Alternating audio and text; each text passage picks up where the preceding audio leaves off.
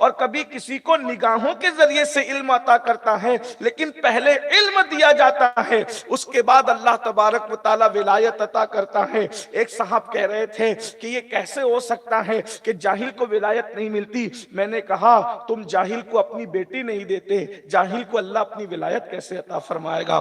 جب بیٹی دینے کی بات آتی ہے تو پوچھتے ہو کہ لڑکا کتنا پڑھا لکھا ہے؟ آپ جانتے ہیں اس لیے کہ جو ان پڑھ ہوگا وہ اہمیت نہیں جانتا۔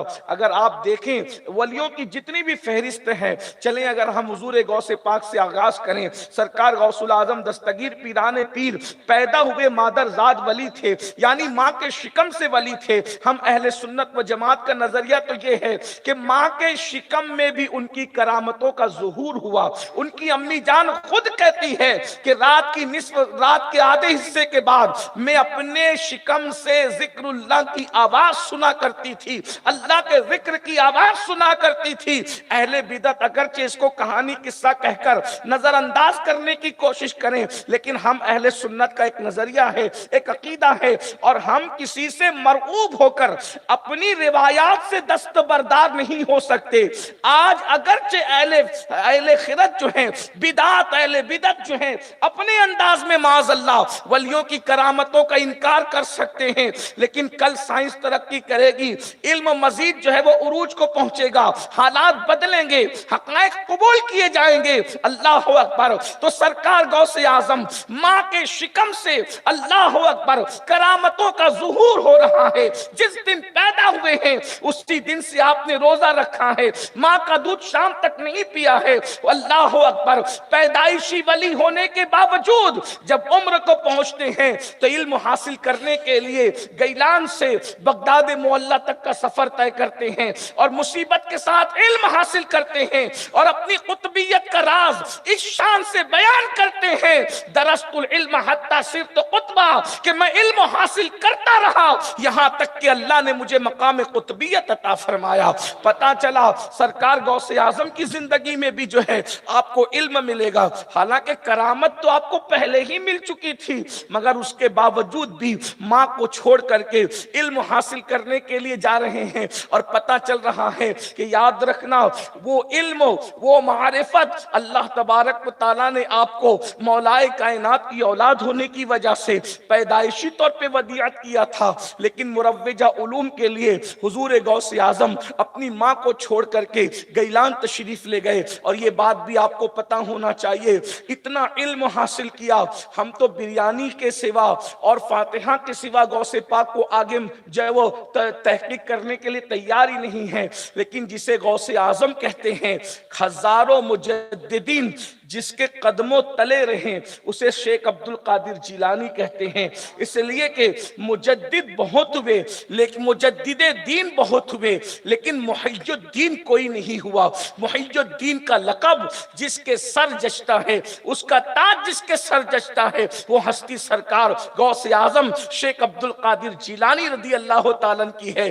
اتنے بڑے عالم اور مفتی تھے کہ ہمارے امام اہل سنت لکھتے ہیں کہ حضور غوث اعظم مقام اجتہاد تک پہنچے، اللہ نے انہیں مجتہد بنایا، اجتہاد کا مقام حاصل کیا، اور چاروں مسلک پر آپ فتویٰ دیتے تھے، حنفی مسلک پر بھی، شافعی مسلک پر بھی، حنبلی مسلک پر بھی، اللہ اکبر، اور مالکی مسلک پر بھی۔ ایک بہت خوبصورت بات غوث پاک کی یاد آ گئی، آپ کو حیرانگی ہوگی کتنا علم تھا حضور غوث پاک کے پاس، غوثیت میں آپ کو اللہ نے کتنا علم عطا کیا تھا، لکھا گیا ہے۔ اور یہ بھی یاد رکھنا، علم ہو تو بڑی سے بڑی مشکل آسان ہو جاتی ہے، اور علم نہ ہو تو آسانیاں بھی مشکل نظر آتی ہیں۔ سرکار غوث اعظم کے دور میں ایک شخص نے قسم اٹھا لی کہ میں ایسی عبادت کروں گا کہ اگر میں ایسی عبادت کروں گا کہ اس وقت تو پوری دنیا میں روئے زمین پر میری وہ عبادت جو میں کر رہا ہوں، اس وقت اس عبادت میں کوئی میرے ساتھ شریک نہ ہو، یعنی اکیلا وہ عبادت میں ہی کر رہا ہوں، میرے سوا وہ عبادت کوئی نہ کرے۔ اور اگر ایسا نہ کر سکے تو پھر وہ اس نے اس کی بیوی کے لیے طلاق کے جملے کہہ دیے۔ اب ایک بات ہے، اگر وہ درود پڑھتا ہے تو کیا گارنٹی ہے کہ پوری زمین پہ کوئی درود پڑھ رہا ہو؟ اب وہ اذان پڑھ رہا ہے، کیا ضروری ہے کہ کوئی اس وقت روئے زمین پہ اذان نہ پڑھ رہا ہو. آپ جانتے ہیں اذان 24 گھنٹے میں 1 سیکنڈ موقوف نہیں ہوتی. کسی ملک میں صبح ہو رہی ہے, کسی ملک میں دوپہر ہو رہی ہے, کسی ملک میں شام ہو رہی ہے. اللہ کا نغمہ, یہ لاہوتی نغمہ گونج رہا ہے, اس کی توحید کا نغمہ گونج رہا ہے. اندازہ فرمائیں تو اگر نماز پڑھ رہا ہو تو کوئی ضروری ہے کہ روئے زمین پہ کوئی نماز نہ پڑھ رہا ہو. چلے اگر قسم سے بچنے کے لیے مکروہ وقت ہی میں پڑھ لے تو یہاں مکروہ وقت ہے, کوئی نہیں پڑھ رہا ہوگا, کہیں اور تو مکروہ وقت نہیں ہے. بہرحال بہت مسئلہ ہوا, لوگ پریشان ہوئے تو لوگوں نے کہا کہ بھئی مفتیوں سے پوچھے. مفتیان کرام کے پاس رجوع کیا گیا, سب نے کہا مسئلہ زیر غور ہے, کچھ سمجھ میں نہیں آتا. آپ جانتے ہیں کہ جب سارے لوگ سرنڈر ہو گئے تو اس وقت لوگوں نے کہا یہ مسئلہ کوئی حل کر سکتا ہے تو وہ بغداد کے تاجدار, گیلان کا بادشاہ, جسے دنیا سلطان الاولیاء, قطب الاقطاب, غوث الاغواث, غیاث الکونین, غوث العالمین سیدنا شیخ عبد القادر جیلانی کے نام سے جانتی ہے, اس مسئلے کو غوث پاک حل فرمائیں گے. پھر کیا ہوا, جب لوگ وہاں پہنچے تو غوث پاک نے مسکراتے فرمایا اس میں مشکل کیا ہے, آسان سی بات ہے, اس کو کہہ دو کہ وہ مکہ المکرمہ چلا جائے اور مطاف حرم کو خالی کر دے, اکیلے کعبے کا طواف کرے. روئے زمین پہ جب وہ طواف کر رہا ہوگا اس وقت کوئی طواف نہیں کرے گا تو اس کی بیوی جو ہے وہ طلاق سے بچ. دیکھ رہے, یہ علم کا فیضان ہے. حضور غوث پاک کے بعد سرکار غریب نواز کو دیں, ہندوستان کا سب سے بڑا ولی, ان سے بڑا ولی ہندوستان میں ہم کسی کو ماننے کے لیے تیار نہیں. ولایت کی اصطلاح میں سب سے بڑا ولی حضور غریب نواز ہے. اور ایک بات یاد رکھنا, ہندوستان میں جو دین پھیلا ہے اس کا سب سے بڑا تاج اور صحرا کسی کے سر بنتا ہے, وہ سلطان الاولیاء سرکار غریب نواز کی ذات. اس لیے علم کی بڑی اہمیت ہے کائنات ولایت کے اندر. سلطان الہند سرکار غریب نواز رضی اللہ تبارک و تعالی عنہ ہندوستان آنے سے پہلے مدینہ منورہ میں تھے, اور مدینہ منورہ میں کیا کر رہے تھے, مسجد نبوی کے اندر جو علم کی مسند سجائی جاتی تھی اس وقت سب سے بڑے محدث کو دنیا خواجہ معین الدین چشتی رضی اللہ تعالیٰ عنہ کے نام سے جانتی تھی. یہ کوئی میں اپنی مرضی سے نہیں کہہ رہا ہوں, آپ غریب نواز کی مستند سیرت اٹھا کر کے دیکھیں, آپ کو مسند حدیث سے اٹھا کر مصطفیٰ جان رحمت نے ہندوستان کی سرزمین پر بھیجا. تو ولیوں کے پاس علم ہے. پھر اس کے بعد اور آگے دیکھ لیں, قطب الاقطاب سیدنا قطب الدین بختیار کاکی رضی اللہ تعالیٰ عنہ. ابھی آپ حضرت قاضی حمید الدین ناگوری رحمت اللہ علیہ کا ذکر سن رہے تھے. لوگوں نے کہا, اور ویسے اس زمین کو خاص نسبت ہے, یہ خاص نسبت ناگور شریف کو نسبت ہے صوفی حمید الدین ناگوری رحمت اللہ علیہ. رحیل شریف کو نسبت ہے حضرت قاضی حمید الدین, یہاں ان کی اولاد ہیں. پہلی بات تو ایک بات, ابھی ہندوستان میں آج کل قاضی سرنیم ہوا ہے آج کل, لیکن قاضی کوئی سرنیم نہیں. قاضی کس کو کہتے ہیں, جو بندہ جج ہوتا تھا اس کو قاضی کہتے تھے, اور قاضی القضات اس کو کہتے, جو چیف جسٹس ہوتا تھا اس کو قاضی القضات کہتے تھے. ٹھیک ہے, اس لیے کہ اسلامی حکومتوں میں فیصلہ قاضی کرتا تھا. قاضی مطلب فیصلہ کرنے والا, جج. حضرت قاضی حمید الدین ناگوری کو قاضی کیوں کہا گیا؟ اور پھر یہ فیصلے کی منصب پر, قاضی کے منصب پر, جج کے منصب پر ظاہر سی بات ہے علم والوں کو بٹھایا جاتا تھا, ہے نا. قاضی امام ابو یوسف امام اعظم کے شاگرد, ان کو قاضی بنایا گیا. تو یہ یعنی کہ جو بہت علم والے ہوتے تھے اپنے زمانے کے, ان کو قاضی بنایا جاتا تھا.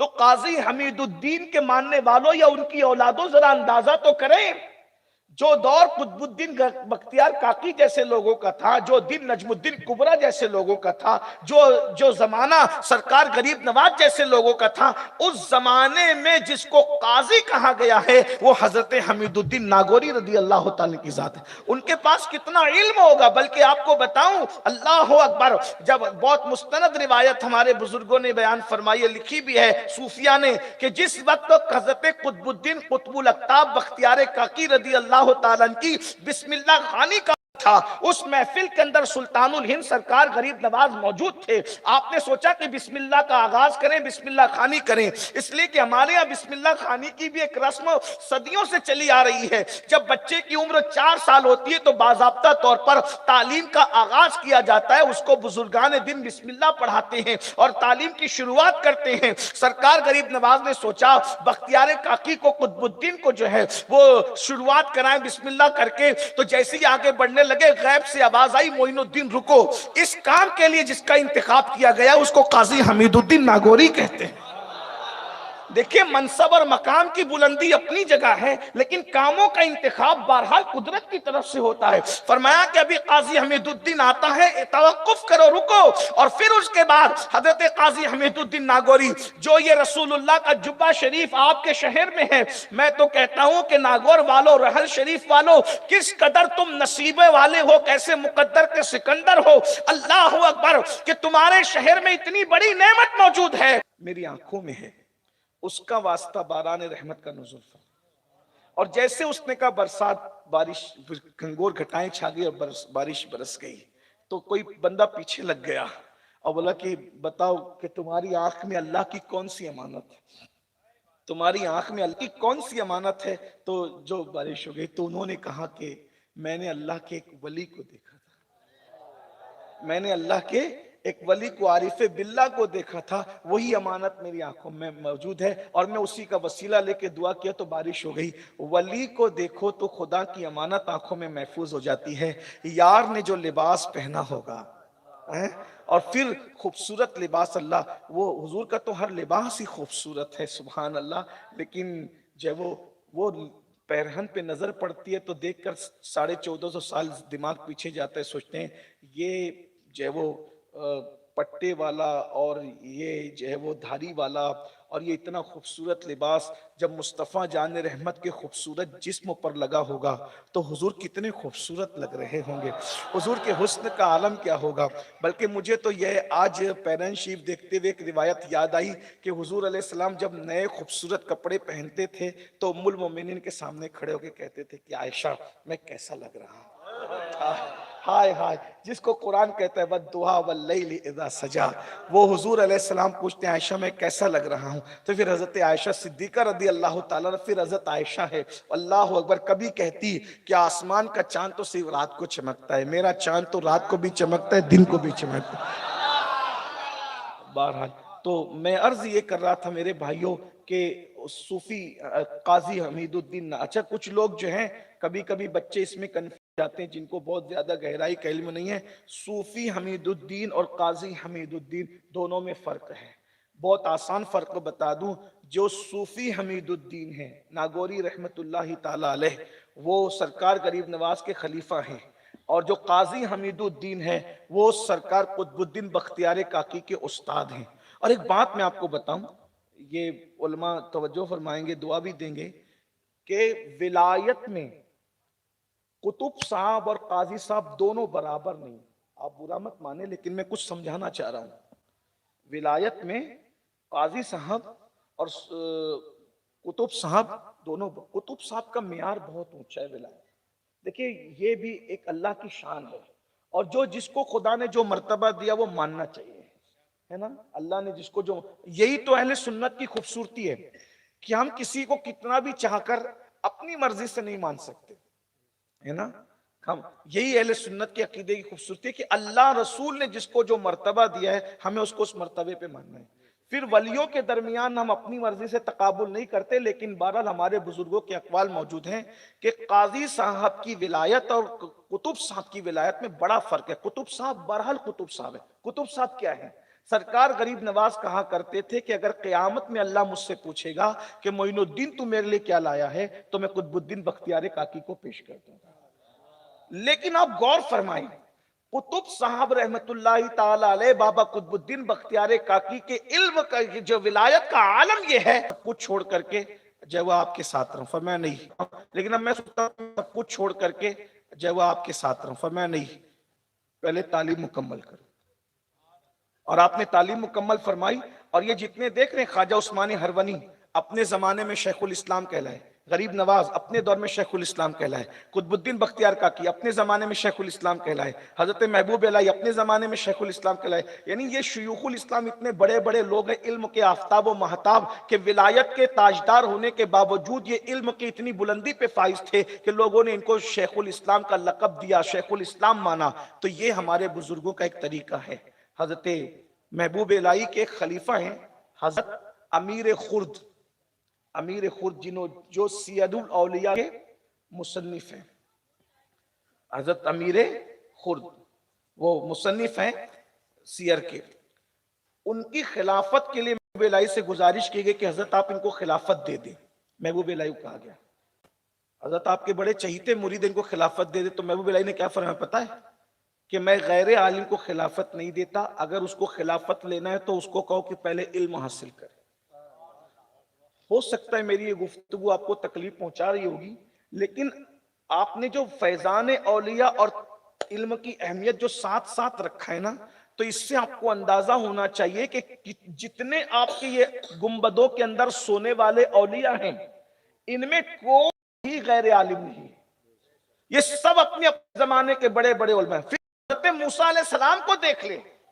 جب حضرت موسیٰ علیہ السلام کو علم کی طلب ہوئی تو اللہ تبارک و تعالیٰ نے حضرت خضر علیہ السلام کا پتہ بتایا، اور حضرت موسیٰ علیہ السلام چلتے ہوئے حضرت خضر سے ملاقات کے لیے ایک وہ طویل داستان ہے. میں اس کو اختصار کے ساتھ عرض کرتا ہوں اور اس کے بعد اپنی بات اینڈ پہ پوری کر دیتا ہوں. ٹائم تو ہوا ہے 11:15 بجے آپ نے مائک دیا اور اب 12 بجنے میں 7 منٹ باقی ہے. میں نے کہا تھا کہ سردی کا موسم کا خیال کرتے میں بات کو سمیٹوں گا، تو مجھے آپ 10 منٹ کا ٹائم اور دے دیں، میں اپنی بات پوری کر لوں گا. جب حضرت سیدنا موسیٰ علیہ السلام نے علم کو طلب کیا، اصل میں وہ واقعہ اس کا یہ ہے کہ ایک دن حضرت موسیٰ علیہ السلام سے کسی نے پوچھا کہ سب سے بڑا عالم دنیا میں کون ہے. توجہ ہے آپ کی، بہت اچھے سے سن رہے ہیں، سردی کے باوجود آپ بہت توجہ سے سن رہے ہیں، اس لیے میرا دل بھی چاہ رہا ہے کہ کچھ سناؤں. اور ویسے یہ علم کی زمین بھی ہے ماشاءاللہ. اہل ناگور نے، اہل باسنی نے جو ہے وہ بہت علم پر کام کیا ہے، اور بعض ادارے تو اہل سنت کی جو ہے وہ گویا کے شان بن کر کے چمک رہے ہیں. ان میں سے ایک فیضان اشرف بھی ہے ماشاءاللہ. بڑا کام ہوا ہے، بہت کام ہو رہا ہے. حافظ سعید صاحب وقتاً فوقتاً اپنی کارکردگی جو ہے وہ کبھی کبھی محبت فرماتے تو بھیج دیتے ہیں، تو نظروں سے گزرتا ہے تو بڑی دعائیں نکلتی ہیں. جو بھی کام ہے ہمیں اس کا سپورٹ کرنا چاہیے. بڑا کام ہو رہا ہے، اور بھی میں بہت سے ادارے نہیں جانتا. اور ویسے راجستھان میں حضور مفتی اعظم راجستھان رحمت اللہ علیہ نے اس حاکیہ کو جو خون جگر دے کر کے پروان چڑھایا، اور آج ان کے فیوز و برکات کے جو سوتے ہیں وہ پورے راجستھان کے اندر جو آبیاری کرتے ہوئے نظر آ رہے ہیں، تو اس سے حضور مفتی اعظم راجستھان کا قد. بلکہ میں کہتا ہوں کہ راجستھان میں جتنا بھی علمی کام ہو رہا ہے، کہیں نہ کہیں اس میں فیضان حضور مفتی اعظم راجستھان رحمت اللہ علیہ کا ڈائریکٹ یا انڈائریکٹ آپ کو ضرور نظر آئے گا. اور حضور مفتی اعظم راجستھان رحمت اللہ علیہ اس میں بامسمہ تھے. وہ شفیق نہیں تھے بلکہ اشفاق تھے. شفیق اور اشفاق میں فرق ہوتا ہے. شفیق شفقت کرتا ہے، اشفاق بہت زیادہ شفقت کرتا ہے، بچوں کی اوقات سے بڑھ کر کے شفقت کرتا ہے. بالکل ایسے ہی بلکہ حضور مفتی اعظم راجستھان رحمت اللہ علیہ کا ایک خاص وصف تھا جو سنت آج ہم سے ترک ہو گئی، وہ مفتی اعظم راجستھان نے ہمیشہ زندہ رکھا. وہ یہ کہ اللہ کے رسول کے بارے میں جب کسی سے پوچھا جاتا کہ رسول اللہ سب سے زیادہ پیار کس سے کیا کرتے تھے، تو ہر صحابی کہتا کہ رسول اللہ سب سے زیادہ پیار مجھ سے کیا کرتے تھے. حضور مفتی اعظم راجستھان کے اندر یہ سنت موجود تھی. وہ سب کو اتنا پیار دیتے تھے کہ کسی بھی عالم سے پوچھو کہیں بھی راجستھان میں جا کے کہ مفتی اعظم راجستھان سب سے زیادہ کس کو چاہتے تھے، وہ کہے گا مجھے. کسی استاد سے پوچھو تو وہ کہے گا مجھے. کسی طالب علم سے پوچھو تو کہے گا مجھے. کسی مرید سے کہو تو پوچھے گا مجھے. کوئی خلیفہ سے پوچھو تو کہے گا مجھے. کسی تنظیم کے ذمہ دار سے کہے گا تو وہ کہے گا مجھے. وہ اتنا پیار کرتے تھے. اللہ تعالیٰ ان کی مزار پر رحمت و نور کی برسات فرمائے. تو راجستھان کی سنگلاخ زمین پر علم کا بڑا کام ہوا ہے. لیکن ایک بات جو کہنا چاہتا ہوں اس کو دھیان سے سنیں. جب حضرت موسیٰ علیہ السلام سے کسی نے پوچھا روئے زمین پہ اس وقت سب سے بڑا عالم کون ہے، تو حضرت موسیٰ علیہ السلام نے کہا میں. پیغمبر تھے، اللہ کے نبی تھے، ان کو زیبا تھا، لیکن جب انہوں نے کہا ناز کیا نہ کہ میں. اللہ کا ارشاد ہے کہ ہر علم والے پر ایک علم والا. اور علم بغیر کنارے کا سمندر ہے. حتیٰ کہ اپنے محبوب کو بھی اللہ نے جو علم دیا, دینے کے بعد بھی پھر گنجائش رکھی کہ اور حسن اتنا دیا کہ گنجائش ختم ہو گئی اس نے, ہے نا. تقوی اتنا دیا کہ تقوی کی گنجائش پھر ختم ہو گئی, وہ سب چیزیں کامل و اکمل دی, لیکن علم اتنا دیا اس کے بعد بھی گنجائش رہی کہ اور دیں گے. اسی لیے تو حضور سے کہلوایا قل ربی زدنی علما, اے محبوب آپ عرض کریں کہ اللہ مجھے علم, اور جس کو علم ما کانا وما یکون عطا کیا اس سے کہا جا رہا ہے قل ربی زدنی علما, یعنی اب اور گنجائش ہے. اسی لیے حضور علیہ السلام کے علم کے حوالے سے ہمارا عقیدہ یہ ہے کہ پہلے ہی دن حضور کے علم کی تکمیل نہیں ہوئی. الدولۃ المکیہ میں امام اہل سنت لکھتے ہیں کہ جیسے جیسے نزول قرآن مکمل ہوتا گیا ویسے حضور علیہ السلام کا علم مکمل ہوتا گیا. قرآن کے نزول کے ساتھ حضور علیہ السلام کا علم مکمل ہوا ہے. اندازہ فرمائیں, یعنی حضور علیہ الصلوۃ والتسلیم کا علم ظاہری آخری عمر تک بڑھتا رہا, اور کہلوایا جا رہا ہے قل آپ کہیں. اچھا, یہ مفسرین اس بات پر متفق ہیں, مجتہدین اس بات پر متفق ہیں کہ قرآن میں جہاں بھی قل ہے حضور کے سوا کوئی اس کا مخاطب نہیں. اللہ تبارک و تعالی اپنے محبوب سے مخاطب ہے, اور حضور اللہ کے تنہا مخاطب صرف حضور ہیں. جب قل کہا جاتا ہے, قل کہہ کے اپنی بات بھی لب سے تیرے سنی, اللہ کو ہے اتنی تیری گفتگو پسند. حضور کے سوا کوئی اس کا جو ہے وہ نہیں ہو سکتا, مخاطب نہیں ہو سکتا, تنہا حضور کی ذات ہے. تو حضور سے کہا جائے ربی زدنی علما, اپنے علم میں زیادتی کے لیے دعا کریں. حضور نے دعا کی. بہرحال تو موسیٰ علیہ السلام نے کہا کہ انا, میں, میرے پاس علم. اللہ نے میں نہیں, تم سے زیادہ علم کسی کے پاس ہے, علم تم سے زیادہ کسی کے پاس ہے. کہا مولا وہ کون ہے؟ اور فرمایا وہ ہمارا بندہ ہے. یعنی علم والوں کو اللہ اپنا بندہ ہے. ذرا غور تو فرمائے نا, یعنی علم کی نسبت کتنی بڑی ہے کہ علم والوں کو اللہ اپنا بندہ فرما رہا ہے. مولا اس کی نشانی کیا ہے؟ فرمایا کہ وہ جہاں رہتا ہے وہاں دو دریا آپس میں ملتے ہیں, اور وہاں مردہ چیز زندہ ہو جاتی ہے. سبحان اللہ. دو دریا جہاں ملتے ہیں وہاں وہ میرا وہ علم والا بندہ ملے گا. صوفیہ اس کی توضیح بہت اچھے انداز میں کرتے ہیں. کہ وہ دو دریا کیا ہے؟ ایک دریا شریعت کا دریا, ایک دریا طریقت کا دریا. جہاں شریعت اور طریقت کا دریا مل جاتے ہیں وہاں عالم ربانی ہوتا ہے. صوفیہ کا ایک اپنا انداز ہے نا تفسیر کا, علم تفسیر علماء کا اپنا ایک انداز ہے, صوفیہ کا ایک اپنا انداز ہے. اور آپ کو حیرت ہوگی, حضرت موسیٰ علیہ السلام اس تجسس میں چلے کہ اس بندے سے ملنا چاہیے, اور اللہ کی شان جب وہ گئے تو حضرت موسیٰ علیہ السلام سفر میں مچھلی فرائی کر کے بھون کر لے گئے توشے سفر کے طور پر, اور آپ کے ساتھ میں آپ کے خلیفہ تھے جن کو بعد میں اللہ نے نبوت عطا فرمائی, حضرت یوشع ابن نون علیہ السلام. ان کو لے کر کے, آپ کے شاگرد تھے, ان کو لے گئے ساتھ میں. حضرت موسیٰ علیہ السلام جب ایک جگہ پہنچے تو آپ وہاں سو گئے تو جو آپ کے ٹفن کے اندر, سمجھانے کے لیے ٹفن کہہ رہا ہوں ورنہ آپ کہیں کہ وہاں ٹفن کون سا آ گیا, لیکن بہرحال کچھ باتیں سمجھانے کے لیے جدید اصطلاح کے ساتھ رکھی جاتی ہے تاکہ بات دماغ میں آ جائے. ورنہ کچھ لوگ تقریر سننے والے ہوتے تو بولتے کہ وہ ان کے پاس ٹفن کب سے آ گیا. تو کچھ ایسے ذہن کے دقیانوسیت سب کی کچھ لوگ ایسے شکار ہو جاتے ہیں, لیکن آپ نے نہیں ہونا. تو وہ جو کھانا ساتھ لے کر کے گئے تھے نا, اس میں سے مچھلی وہاں سے زندہ ہو کے نکلی اور دریا کے اندر گھس گئی. اس کا مطلب علم کی برکت سے جب مچھلی زندہ ہو سکتی ہے تو علم کی برکت سے دل زندہ نہیں ہو سکتی. آج جو اس امت کے اندر زنا کی کثرت, نشے کی کثرت, جوے کی کثرت, سود کی کثرت, حرام کاریوں کی کثرت ہے, اس کی سب سے بڑی وجہ جہالت ہے. اگر ہمارے پاس علم ہو تو ہمیں پتا چلے کہ ہم کس قدر گندگی کے اندر ہے. بتاؤ, اگر کسی کو حدیث کا علم ہو تو حدیث مبارکہ میں یہ پڑھے گا کہ جس نے سود کا ایک لقمہ کھایا گویا اس نے اپنی ماں کے ساتھ 36 مرتبہ زنا کیا, تو وہ سود کا لقمہ کھانے کی کوشش کرے گا. کوئی بے غیرت ہوگا बड़ी वईद सुनकर भी माज़ अल्लाह वो सूद खाए, लेकिन चूंकि इल्म नहीं है इस बुनियाद पर लोग जो है वो सूद की तरफ जा रहे हैं। अल्लाह के सच्चे रसूल सादिक व मसदूक फरमाते हैं, जिसने सूद का सिर्फ 1 दिरहम खाया उसको 1000 साल तक के जहन्नम की आग में जलाया जाएगा। आज लोग जो है इल्म न होने की वजह से जो है नमाजें छोड़ रहे, मस्जिदें वीरान हैं। अल्लाह के रसूल सल्लल्लाहु अलैहि वसल्लम इरशाद फरमाते हैं कि जो नमाज नहीं पढ़ता कयामत के दिन वो काले सूअर, काले खिंजीर की शक्ल में अल्लाह की अदालत में पेश किया जाएगा।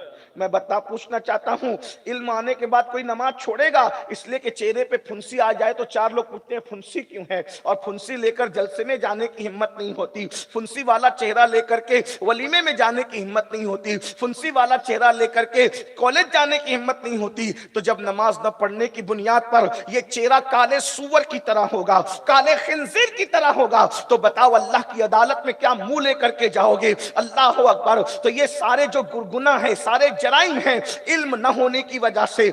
आओ इल्म की तरफ पेशकदमी करें, आओ इल्म की तरफ बढ़ें, इसलिए कि अल्लाह के रसूल सल्लल्लाहु अलैहि वसल्लम ने 13 साल की कलील मुद्दत के अंदर जो इनकलाब पैदा किया था वो खालिस इल्मी इनकलाब था। मेरे भाई आओ इल्म की तरफ मेहनत करें, इल्म की तरफ पेशरफ्त करें, इल्म की तरफ कोशिश करें। अल्लाह अकबर। मैं बात अर्ज करते करते दूर न निकल जाऊं तो हजरत मूसा अलैहि सलाम जो वो मछली जिंदा हो गई, फिर आप निकल गए, शैतान ने भुला दिया। अच्छा ये भी अल्लाह ने कुरान में शैतान ने भुला दिया, क्योंकि हजरत यूशा ने बताया नहीं कि मछली वहां जिंदा हुई, कि जहां मछली जिंदा हुई समझ लो कि अल्लाह वाला वो मौजूद है, इल्म वाला वो मौजूद है।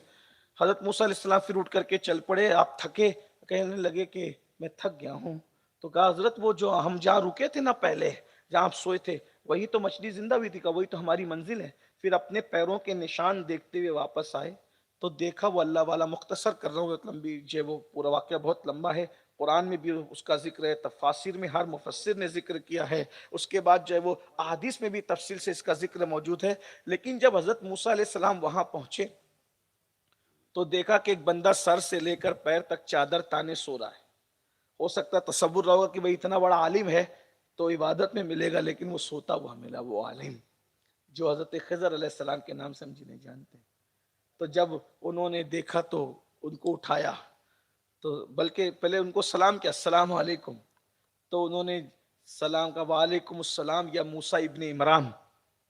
देख गौर फरमा, पहली मुलाकात है, नाम भी जानते हैं, बाप का नाम भी जानते। कहा तूने मेरे बाप का नाम कैसे जाना, मेरा नाम कैसे? तो कहा जिसने तुम्हें मेरे पास भेजा उसने बता दिया ना मुझे, यानी ये आने की दास्तान भी पता। ये इल्म है भाई। और उसके बाद फिर बहुत लंबी दास्तान है, अलग अलग सवालात है उस पर। हजरत मूसा अलैहि सलाम ने सवाल किए, फिर वो जवाब है, वो बहुत सारी चीज़ें वो इल्म से ताल्लुक़ रखती है, इल्म बातिन से ताल्लुक़ रखती है। लेकिन मैं आपसे एक बात अर्ज करना चाहता हूँ, हजरत मूसा को जब पता चला कि उसके पास मुझसे ज़्यादा इल्म है, तो आप नबूवत के मनसब पर फाइज होने के बाद, हालांकि हजरत खिज़र के बारे में जो भी चीज़ है, हमारा नजरिया तो यह कि वो अल्लाह के पैगंबर नबी हैं। सैयद इमाम अहले सुन्नत की तहकीक यही है कि आपने फरमाया कि वो अल्लाह के नबी हैं। लेकिन हजरत खिज़र नबी होने के बावजूद भी हजरत मूसा अलैहि सलाम की हमपल्ला तो नहीं है, हजरत मूसा अलैहि सलाम की हमला नहीं है। लेकिन फिर भी हजरत मूसा अलैहि सलाम को जब पता चला कि ये मुझसे बाज मामलात में इल्म ज्यादा रखते हैं, तो हजरत मूसा अलैहि सलाम मनसबे नबूवत पर फाइज होने के बावजूद भी और उनसे अफजल होने के बावजूद भी अपने मफजूल के पास, यानी हजरत मूसा अलैहि सलाम के मर्तबे में बराबर न होने के बावजूद भी मूसा अलैहि सलाम उनसे अफजल है, फिर भी हजरत खिज़र अलैहि सलाम के पास चल कर गए इल्म हासिल कर। और इल्म जो भी चीजें उन्होंने हासिल की। आपसे मैं पूछना चाहता हूं, हम तो कुछ भी नहीं, दौलत की बुनियाद पर किस घमंड में हो, नसब की बुनियाद पर किस घमंड में हो, खूबसूरती की बुनियाद पर किस घमंड में हो, क्यों इल्म हासिल नहीं करते? ये सोचकर कि मौलाना इल्म हासिल करके क्या करें। हम तो लोगों को ये कहते हैं मेरे भाइयों, आने वाला दौर खालिस इल्मी दौर। मौला मुश्किल कुशा कर्रमल्लाहु ताला वजहुल करीम फरमाते हैं, जितना इल्म तुम्हारे माँ बाप ने तुम्हें दिया है, तुम अपनी औलाद को उससे ज्यादा इल्म अता करो, क्योंकि तुम्हारी औलाद का दौर तुम्हारे दौर से ज्यादा तेज रफ्तार होगा। मौला मुश्किल कुशा के कॉल पे कुर्बान जाए, आज उसको अपनी आंखों से देख लो। हम कभी अपने बचपने में मोबाइल का नाम सुना था? آج 3-3 साल के बच्चे मोबाइल चलाते, 7 साल का बच्चा अपने बाप को बताता है ये फंक्शन ऐसे नहीं ऐसे इस्तेमाल करते हैं। बताइए बच्चे आगे हैं कि नहीं? तो अपने बच्चों को इल्म के जेवर से और दुनिया का इल्म कम से कम इतना दो अपने बच्चों को। ये जो सोचते हो ना कि हम अपने बच्चे, हम तो मालदार है, हमें क्या जरूरत है इल्म की, हमारा तो कारोबार है, क्या जरूरत है इल्म की, हमारी तो होटलें, हमारी तो खेतियां हैं, हमारा तो ये, हमारा तो वह। मेरे भाई, दुनियावी इल्म हो या दीनी इल्म हो, इल्म बहरहाल इल्म है। ये मुल्ला मिस्टर की तकसीम जो है 1857 के बाद किसी तासुब के जरिए से की गई। असरी उलूम और दीनी उलूम की तकसीम जो है 1857 के बाद किसी तासुब की वजह से की गई। उससे पहले इल्म सिर्फ इल्म था, इल्म खालिस इल्म था, इल्म वाले खालिस इल्म वाले थे। हाँ हाँ, वहां पर कोई असरी उलूम का तकाजा नहीं था, वहां कोई दीनी उलूम की तफरीक नहीं थी। वही फजल खैराबादी जो जोहर की नमाज से पहले हिंदुस्तान की कोर्ट में बैठकर हिंदुस्तान वालों के फैसले किए करते थे, जोहर की अजान के बाद वही फजल खैराबादी मस्जिद में नमाज भी पढ़ाया करते थे। जो जज था वही मस्जिद का इमाम भी था। हाँ हाँ, अल्लाह अकबर। दिल्ली की जामा मस्जिद का तरावी का नमाज पढ़ाने वाला जो महीने भर रमजान शरीफ में तरावी में कुरान सुनाया करता था, ईद के दिन वही हिंदुस्तान अखंड भारत के तख्त पे बैठा हुआ नजर आता था। उसी को दुनिया सुल्तान मुहियुद्दीन औरंगजेब आलमगीर के नाम से जानती है। मेरे भाइयों, हमने तफरीक की और तफरीक का शिकार हो गए। आओ दुनिया का इल्म कम से कम अपने बच्चों को इतना दो कि वो ग्रेजुएट हो जाएं, और दीन का इल्म इतना दो कि अगर घर में बच्चा पैदा हो अजान भी खुद दे सको, अब्बा मर जाए तो जनाजा खुद ही पढ़ा सको। इतना इल्म होना जरूरी है। और एक अगर आप सोचते हैं हमारे पास तो मौलाना बहुत दौलत है, मैं बस मेरी तकरीर पूरी हो गई, बस पैगाम दे करके 5 मिनट पे 5 मिनट 6 मिनट बचे, 12:15 बजने में 1 घंटे का टाइम आपने दिया था। मैं मुकम्मल टाइम पे बात खत्म करूंगा क्योंकि मुझे भी लंबे सफर पर जाना है और यूं भी स्टेज पे बुजुर्ग लोग मौजूद हैं, तकाजे भी होते हैं बुजुर्गों के, इसलिए मैं बहुत लंबी नहीं कर रहा हूं। जो टाइम दिया उसी पर गुफ्तगू पूरी करूंगा। 6 मिनट बचे जो टाइम आपने मुझे दिया था। तवज्जो फरमाएं, गौर फरमाइए। ये जो कहते हो हम मालदार, हमें इल्म की क्या जरूरत है, और बच्चा कारोबार संभालेगा। मेरे भाई, एक पढ़े लिखे के कारोबार करने में और एक अनपढ़ के कारोबार करने में जमीन आसमान का फर्क है। एक पढ़े लिखे की गुफ्तगू करने में और एक अनपढ़ की गुफ्तगू करने में जमीन आसमान का फर्क है। इसलिए अपने बच्चों को इल्म दो, इल्म बड़ी चीज है। और जाते जाते जहां इल्मी काम हो रहा हो वहां मदद करो, इसलिए कि अपने बाप के नाम पे खाना खिलाने का जो सवाब है उससे ज्यादा अज्र आपको इल्म में मदद करनी। हाँ, ये बात मैं आपसे कहता हूं। मैं ये नहीं कह रहा कि खाना ना खिलाओ, खिलाओ, इसलिए कि एक मर्तबा आपने किसी को खाना खिलाया दोबारा उसका पेट खाली हो जाएगा। एक बार खाना खा करके वो खिलाने वाला नहीं बन जाएगा। लेकिन अगर एक बंदे को आपने इल्म दिया तो वो दूसरे को इल्म देने वाला बने। खालिस इल्मी माहौल बनाओ। यहां पर मुझे मेरे मुर्शिद हमारे आकाए नेमत हुजूर सरकार मखदूम अशरफ जहांगीर सिमनानी के मलफूजात में से एक मलफूज याद आ रहा है जिसको मैं अपने अल्फाज के जामे में रखना चाहता हूं। देखिए, मैं ईसाले सवाब का जो तस्वुर है वो हमारे यहाँ मुत्तफक अलैह अहले सुन्नत में कि आप जो भी ईसाले सवाब करेंगे आपके मरहूमीन को मिलेगा, जिसके नाम से करोगे उसको मिलेगा। तो हम अब क्या करते हैं कि चलो भाई खाना खिलाना नेकी है, बिल्कुल नेकी, मैं मना नहीं कर रहा हूं। देखिए, मैं किसी चीज से मना नहीं कर रहा हूं, उसको आप ये नहीं कि उल्टा मत लेना। किसी दौर में लोग खाने को तरसते थे तो खाना खिलाने को अहम करार दिया गया कि भाई जरूरत इस वक्त इस चीज की है इसलिए खाना खिलाओ। लेकिन अब तो फकीर भी 3 टाइम पेट भर के खाता है। यानी उस जमाने में खाने के, एक जमाने में मीठे पानी की अहमियत थी तो हजरत साद को कहा गया कि भाई कुआं खोद दो, क्योंकि तो इससे हमें गोया के रोशनी मिलती है। खाना खिलाना, पानी पिलाना, कपड़े तकसीम करना, अहमियत इसकी नहीं है, अहमियत इसकी है कि कौम को किस चीज की जरूरत है, उसमें सवाब ज्यादा है। तो किसी दौर में लोग भूखे मरते थे तो उस वक्त तो खाना खिलाने पे उभारा गया, किसी दौर में पानी की जरूरत थी तो पानी पे उभारा गया। लेकिन इस वक्त तो इल्म के लिए कौम जो है वो जिहालत की वादियों में भटक रही है और बहुत सारे लोग गुर्बत का बहाना करके, तालीम महंगी का बहाना करके इल्म से कोसों दूर हैं। बल्कि कोविड ने तो हमारा बड़ा नुकसान किया इल्म की दुनिया का। गरीब के बच्चे तो इसलिए टूट गए इल्म की दुनिया से कि हमारे बस का नहीं है, लेकिन मालदारों के बच्चे भी मोबाइल के इतने आदी हो गए क्योंकि ऑनलाइन पढ़ाई की वजह से कि आज तक हम वो भुगतान भुगत रहे। मैं खुद असल में एक इंग्लिश मीडियम स्कूल और जूनियर कॉलेज का پہ جو ہے وہ چیئرمین ہوں. حالانکہ یہ تعارف میں نہیں کراتا، مجھے اس کا اچھا بھی نہیں لگتا، لیکن چونکہ ہم لوگ اس فیلڈ سے جڑے ہوئے ہیں اور بے فضل تعالیٰ مالیگاؤں میں ہم خود جو ہے 4 دارالعلوم خود چلا رہے ہیں، 82 مکاتب ہمارے خود چل رہے ہیں الحمدللہ. تو ہم جانتے ہیں، علم کی دنیا سے جڑے ہوئے ہیں. کووڈ نے بڑا نقصان کیا، بہت نقصان کیا. مالداروں کے بچوں کا آج تک ذہن بن نہیں پا رہا ہے، کیونکہ موبائل سے پہلے موبائل ہاتھ سے لے کے رکھ لیتے تھے، کووڈ میں موبائل دیا، اتنے عادی ہو گئے کہ اب بچے، ایک بچے کے بارے میں نے سنا کہ اس سے موبائل لے لیا تو بچے نے خودکشی کر لی. یعنی موبائل کا یہ لوگوں کو شراب اور جوئے کے نشے سے زیادہ اب لوگوں کو موبائل کا نشہ ہے. اس لیے کہ شراب کا نشہ اور جوئے کا نشہ تو آوارہ لڑکوں کو ہے، دنیا دار لوگوں کو ہے، لیکن موبائل کا نشہ تو مذہبی لوگوں کو بھی ہے اللہ ماشاءاللہ. یعنی یہ بہت خطرناک نشہ ہے، یہ مہذب نشہ، یہ بہت برباد کر رہا ہے. ہم سلام پھیرتے ہیں تو پہلے موبائل دیکھتے ہیں.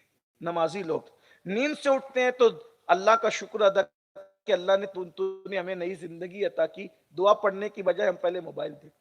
نہیں، موبائل. اب تو موبائل کی وجہ سے طلاقیں بھی واقع ہو رہی. بیویاں کے شکایت کرتی ہے کہ گھر میں آتے تو موبائل میں ہی لگے رہتے، ہم سے بات بھی نہیں کرتے.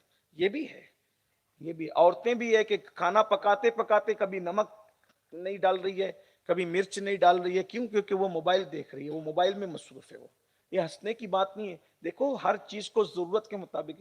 یہ موبائل ہے، اس کے بغیر ہم زندہ رہ سکتے ہیں، کھانے اور پانی کے بغیر تو ہم زندہ بھی نہیں رہ سکتے. مگر قرآن کیا کہتا ہے؟ کلو وشربو ولا تسرف. کھاؤ پیو جو زندگی کے لیے ضروری ہے، ولا تسرف، حد سے مت بڑھنا. تو جو زندگی کے لیے ضروری ہے، جب کھانے پینے کے لیے ہم حد سے نہیں بڑھ سکتے ہیں تو موبائل کے استعمال کے لیے ہم حد سے کیسے بڑھ سکتے ہیں؟ جو مذہب زیادہ سونے پہ پابندی لگاتا ہو کہ زیادہ سونے والا اگر نیند سے زیادہ سو رہا ہے، زیادہ کھانے والا بھوک سے زیادہ کھا رہا ہے، اللہ کا عذاب اس کے قریب ہے. تو جو مذہب زیادہ سونے کی اجازت نہیں دیتا، اس میں موبائل کا اتنا استعمال، مسجد میں بھی، جلسوں میں بھی، ہر جگہ. اور گیم. اچھا گیم کو تو کوئی گناہ سمجھ بھی نہیں رہا ہے اللہ ماشاءاللہ. بہرحال تو ایصال ثواب کا جو تصور ہے، میں سبق سنانے کے لیے آپ سے عرض کر رہا تھا کہ اہم کوئی چیز نہیں ہے اس معنی میں کہ یہ بتایا گیا کہ جس چیز کی لوگوں کو زیادہ ضرورت ہے اس کا ایصال ثواب کرو، اس کا زیادہ ثواب ہے. آج تعلیم کی زیادہ ضرورت ہے نا. اور لوگ نہ کہتے ہیں مولانا تعلیم بڑی مہنگی ہے. میں تو کہتا ہوں بھائی جوتے بھی مہنگے ہیں، ٹی شرٹ بھی مہنگا ہے، موبائل کا ریچارج بھی مہنگا ہے، شکر اور دال سب مہنگے ہیں. تو یہ مہنگا ہونے کی وجہ سے ہم نے چھوڑ دیا خریدنا. جب ان کے مہنگا ہونے کی وجہ سے نہیں چھوڑتے ہیں، سب اس کو نبھا رہے ہونا. تو تعلیم مہنگا ہونے کی وجہ سے، تعلیم کی مہنگائی کی وجہ سے آپ تعلیم سے پیچھے کیوں؟ 10 سال ہندوستان میں اگر ہم سب مل کر کے علم پہ محنت کر لیں، آنے والے حالات بدلیں گے. لوگ اپنے بچوں کو تلوار دینے کی بات کریں گے، تم جو چاہو دو، ہم اپنے بچوں کے ہاتھ میں قلم دیں. اس لیے کہ ہمارے یہاں پہلی آیت جو نازل ہوئی ہے نا، وہ اقرا، پڑھیے. تو جو مخدوم صاحب کا ملفوظ پڑھ رہا تھا اس کو سن لیجئے، کیونکہ قرآن مقدس کی ایک آیت کی کئی تفاسیر. بعض لوگوں نے کہا 70 ہزار ہے، بعض لوگوں نے کہا 60 ہزار ہے. 12. تو یہ یعنی قرآن کی ایک آیت کی آپ حتمی تفسیر یہ نہیں کہہ سکتے کہ اس کا معنی صرف یہی ہے. قرآن زندہ کتاب، بلکہ ہمارے بزرگوں نے تو یہاں تک روایت بیان کی کہ قرآن کا نزول بند ہوا ہے، لیکن قرآن کے معنی کا نزول آج بھی اہل علم و مومنوں کے سینے پہ ہو رہا ہے، دل پہ ہو رہا ہے. یعنی قرآن کا معنی ابھی بھی ہر دن نیا معنی ہے، قرآن کا نئے نئے معنی کا نزول ہوتا ہے. اسی طریقے سے ایک حدیث میں آیا ہے کہ قرآن کی تفسیر زمانہ خود کرے گا.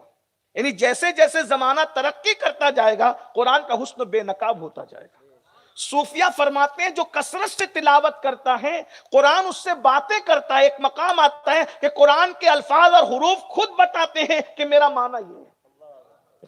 قرآن زندہ کتاب ہے. اور پھر میں کہتا ہوں یار، جب غالب اور اقبال کے اشعار میں اتنی معنویت ہے کہ ہر پروفیسر اور ہر جو ہے وہ علم والا اپنے اپنے انداز سے نئے نئے معنی بیان کرتا ہے، تو جب بندوں کے کلام کے اتنے معنی ہیں تو خود خالق کے کلام کی معنویت کا عالم کیا ہوگا؟ وہ کیسا بحر بے قرار ہوگا، بغیر کنارے کا سمندر ہوگا. قرآن جیسی کتاب اللہ نے ہمیں عطا فرمائی ہے. سبحان اللہ، کیا قرآن ہے.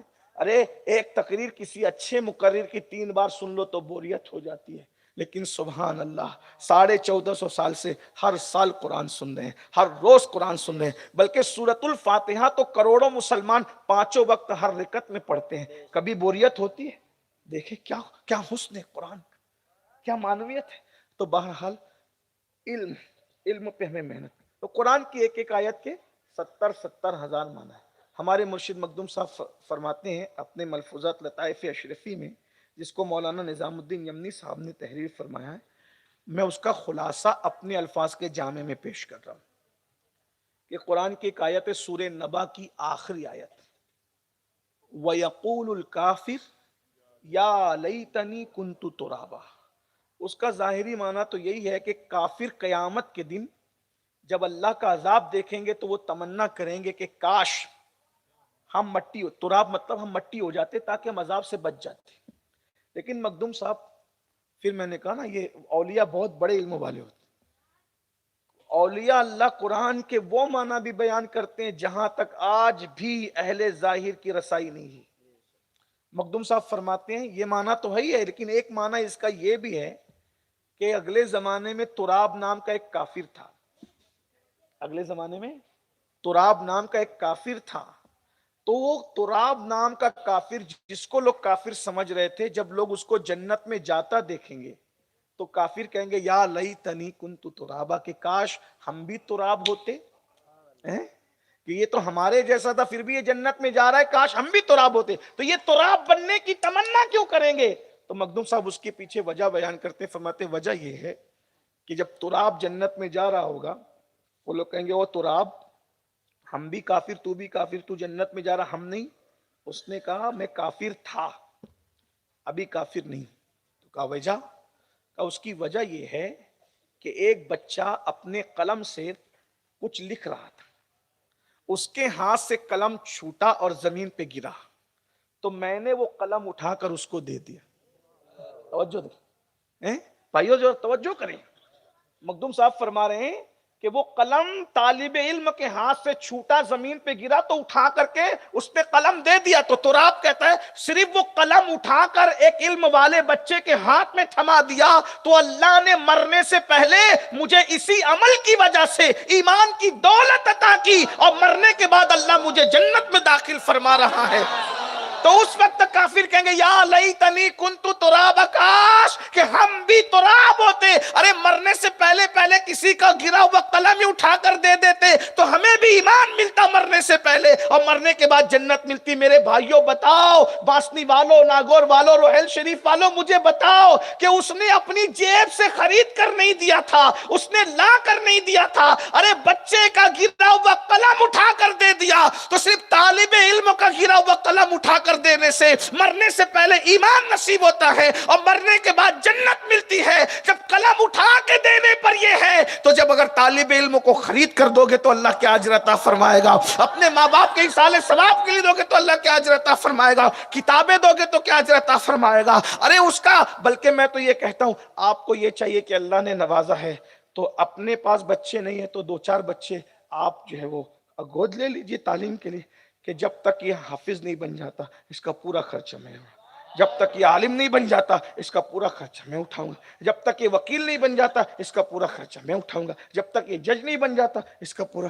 آپ علم کی یہ کوشش کیجئے، اس لیے کہ اللہ تعالیٰ نے آپ کو نوازا ہے، لیکن یہ ضرور کہوں گا بہت علم پہ محنت کیجئے مگر دین اور شریعت کی پابندی کے ساتھ، ورنہ ایسا نہ ہو کہ جو فضل خیر آبادی جو فضل خیر آبادی امام المنطق، اپنے زمانے کا امام المنطق جو ہے لوگوں کو علم بانٹ رہا تھا، لوگوں کو عقیدہ بانٹ رہا تھا، جب توجہ نہیں کی گئی تو نیچے کی نسل میں ملحدین ہو گئے۔ جب علامہ کی نسل میں نیچے ملحد ہو سکتے ہیں، اگر ہم توجہ نہیں دیں گے تو ہماری نسلوں کا کیا ہوگا؟ اس لیے اپنے بچوں کو خوب پڑھائیے، لیکن پہلے ان کو مسلمان بنائیے، پہلے ان کو دینی عقیدہ سکھائیے۔ اور یہ دینی عقیدہ کہاں ملے گا؟ آپ کو مدارس میں ملے گا۔ اور میں اپنے علماء حفاظ سے یہیں پر گزارش کر دیتا ہوں کہ اس وقت ہمیں دارالعلوم کے ساتھ مکاتب پر محنت کرنے کی بہت ضرورت ہے۔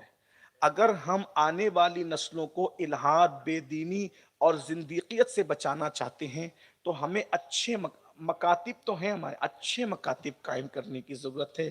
30 بچوں پر ایک استاد ہو، صرف قرآن کی تعلیم نہ ہو، عقیدے کی تعلیم بھی ہو، فرائض و واجبات کی تعلیم بھی ہو. اس لیے کہ ہر بندہ اپنے بچے کو دارالعلوم میں نہیں بھیجتا، لیکن ہر مسلمان اپنے بچے کو مکتب میں بھیجتا ہے. تو مکتب میں ہم اتنی مضبوط تعلیم کر دیں کہ قرآن سیکھتے سیکھتے بچہ اتنا علم حاصل کر لے کہ جتنا علم سیکھنا ہر مسلمان پر لازم اور فرض ہے، اتنا علم ہر بچے کو دے دیجئے. اس وقت ہم بہت بڑا کام کر سکتے ہیں. لوگ کہتے ہیں حالات خراب ہیں، میں یہ سوچ رہا ہوں کہ اس وقت تو ملک ہندوستان میں نہیں بلکہ پوری دنیا میں اسلام کے حوالے سے بڑا خوبصورت ماحول ہے کہ ہر بندہ تجسس سے اسلام کے حسن کی اسٹڈی کرنا چاہتا ہے. اگر ہم نے صحیح معنی میں لوگوں کی رہنمائی کر دی تو آنے والا دور بہت خوبصورت ہوگا، لیکن اس کے لیے دینی دنیاوی علوم دونوں کو ساتھ میں لے کر کے چلنا ہوگا. اور ہماری عوام کے لیے ضروری ہے کہ وہ جتنی خدمت، توجہ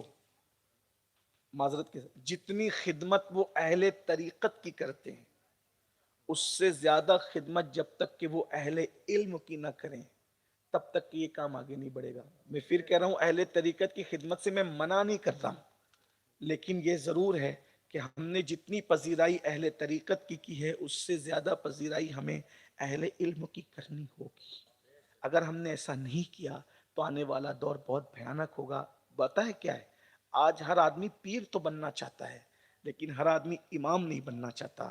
اس کی وجہ یہ ہے کہ وہ جانتا ہے پیر بنوں گا، آئے نہ جائے کچھ بھی ہو، ہاتھ چومے جائیں گے، دعوت کھلائی جائے گی، چپلیں سیدھی کی جائے گی، نذرانہ بھی ملے گا، میرا پورا خاندان پلے گا. لیکن اگر امام بن گیا، اچھا پھر پیر بننے کے بعد کسی میں ہمت نہیں ہوگی کہ مجھے گھور کر بھی دیکھ سکے، لیکن علم حاصل کر کے امام بھی بنا تو جس کی بیوی گھر میں بات نہیں سنتی وہ مجھے آ کر کے ڈانٹے گا، بات سنائے گا. اس لیے ہمیں پیر تو مل رہے ہیں، امام نہیں مل رہے ہیں. مگر معذرت کے ساتھ ایک بات عرض کروں، اگر آپ کو پیر نہ ملے تو اس کا آلٹرنیٹ موجود ہے، یاد رکھنا.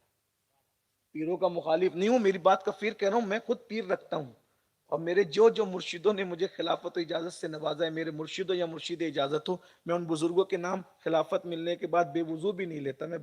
ہمارے ادب بہت سکھایا جاتا ہے. لیکن ایک بات کہتا ہوں، اگر پیر نہ ملے آلٹرنیٹ موجود، اور امام نہ ملے کوئی آلٹرنیٹ نہیں. کیونکہ پیر نہ ملے، امام اہل سنت لکھ رہے کہ اگر پیر نہ ملے تو درود شریف کو اپنا پیر بنا لو، منزل مل جائے گی. آلٹرنیٹ موجود. پیر نہ ملے تو ہمارے بزرگوں نے کہا، کسی نے کہا عوارف المعارف کو اپنا مرشد بنا لو، کسی نے کہا کشف المحجوب کو اپنا مرشد بنا. بہرحال، اور ایک بات کہوں، اگر کوئی پیر نہ ملے، ہمارے بزرگوں کی تحقیق، ایک لمبی تحقیق ہے، اس کو نہیں چھیڑنا چاہتا، کہ ہمارے پاس پیر موجود ہے. ہمارے پیر ہم سب کے مرشد مصطفیٰ جان رحمت ہے. پھر حضور غوث پاک فرماتے ہیں جو مجھے پیر مان لے میں اس کا پیر ہوں. لیکن یہ الگ بات ہے کہ پیر مرید ہونا چاہیے ظاہر میں بھی، میں نہیں کہہ رہا کہ نہ ہو، لیکن ایک بات کہہ رہا ہوں کہ اگر نہ ملے، اہل نہ ملے، آلٹرنیٹ موجود ہیں. اور نہ اہل تو بہت گھوم رہے ہیں نا میرے بھائی، جو یزید اور یجید میں فرق نہیں کر پا رہے ہیں. ایک پیر صاحب مجھ سے کہہ رہے تھے حضرت ذرا یہاں علم پہ بات کیجئے، ہمارے یہاں جہالت بہت ہے. میں نے کہا ٹھیک ہے، تو یہ جہالت کا پھر علاج تو کرنا پڑے گا. ہاں جہالت بہت ہے. اب بتائیے نا کہ وہ پیر صاحب خود کے، میں پیروں کا مذاق اڑانے نہیں آیا، لیکن آپ بھی جو ہے وہ ذرا دیکھ داکھ کر علم بھی دیکھو، تقویٰ بھی دیکھو، پرہیزگاری بھی دیکھو. جو 4 شرطیں ہیں نا، اس میں سے ایک شرط یہ بھی ہے کہ کم سے کم اتنا علم رکھتا ہو کہ بغیر کسی کی مدد کے ضروریات زندگی کے مسائل کتابوں سے نکال سکے. جو 4 قل نہیں پڑھ سکتا زور سے اپنے باپ کی میت میں، تم اس کو بھی پیر بناتے ہو تو میری شرم آنی چاہیے. ہاں اس کا بھی خیال ہو. ہمارے یہاں علم کی شرط بھی ہے. تو میں یہ عرض کر رہا تھا کہ اگر پیر نہ ملے کامل، آلٹرنیٹ کہیں نہ کہیں موجود ہے. لیکن اگر امام نہ ملے کوئی آلٹرنیٹ نہیں. اگر آپ کو جامع شرائط امام نہیں ملے گا تو آپ کی نماز ہوگی؟ مر جاؤ گے تو تمہاری نماز جنازہ جو پڑھائے گا گڑبڑ کر کے قبر میں مسترب رہو گے نا، کہ مرنے کے بعد جنازہ بھی نہ ہو سکا. ارے علم والے نہ ملے گا تو تمہیں صحیح شریعت کے مطابق غسل کون دے گا؟